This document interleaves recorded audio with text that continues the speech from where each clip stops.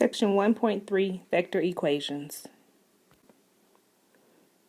A vector is just a list of numbers, or we can think of it as a matrix with a single column.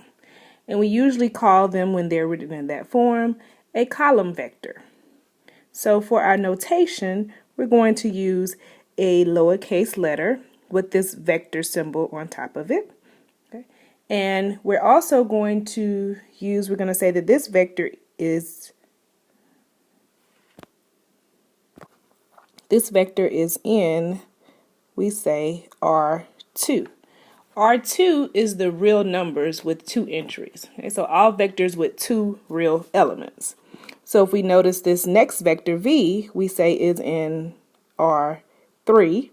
And then this vector here is in what we call Rn. So we say it has n real elements. If we want to add two vectors, they must belong to the same space. So we notice here u and v both belong to R2, so we can add them. Adding the vector u and v, we see we can add them in this form. We add the corresponding elements as seen here. So the vector u plus the vector v becomes the vector we say 1, 2. Now let's look at our second example and add u and v. What do we notice here if we want to find this sum? We notice that the vector u is in R3 and the vector v is in R2, and we say they have to belong to the same space, so therefore this is not possible. Now we want to multiply a vector by a scalar. Sometimes we call this a scalar multiple. So if we multiply this vector u by a scalar, say 5, what would this product be? Cu. When we multiply the scalar cu, we take the scalar 5 times the vector u, and we multiply each element in our vector by the scalar. It's done here. And so our new vector cu becomes 5, 10, 15. Now let's note a notation.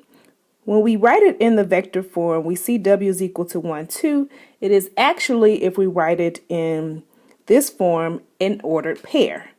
These vectors are not equal to each other as this is not a vector. This is a matrix with just one row. For this to be a vector, it would have to have a comma here to make it be an ordered pair.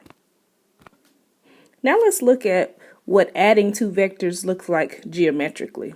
If we think of u as an ordered pair, we have 1, 1, and then v would be 1, 0. Plotting these coordinate points, if we first plot our u, we see that we have the vector u is 1, 1, and then we plot the vector v, which is 1, 0. If we translate that 1, 0 from the edge of where our first vector u ends, the sum of these two vectors becomes this line here. So now noticing if this is our vector u plus v, we notice that when we add these two vectors here, we get the vector 2, 1, which it would be this vector 2, and here this would be 1.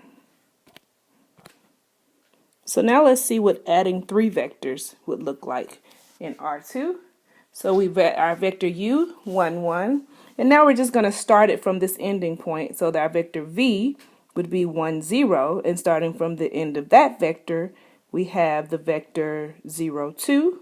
And so when we add these three vectors together, we start from our origin and go to our ending point, and we have the vector u plus v plus w. So now we notice here our u plus v plus w will be the vector 2, 3, and we see that here that what this value would be for this line. Now let's see what multiplying a vector by a scalar looks like geometrically. So keep in mind we have here our vector u already drawn. When we do a scalar multiple, every multiple of a vector lies on the same line. So every scalar will lie on the same line, every scalar multiple. So for instance, we want to do 2u. Of course, 2u will give us the vector 2, 2. And what does that look like geometrically? We're going to scale this again by 2. It lies on the same line. This new full vector becomes our 2u. Okay. Now let's look at the vector, say, negative 1/2 u. Of course, this would give us a negative 1/2, negative 1/2.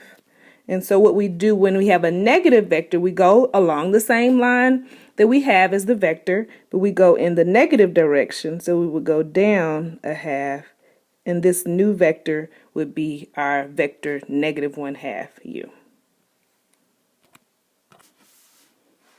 Listed here are the algebraic properties of Rn.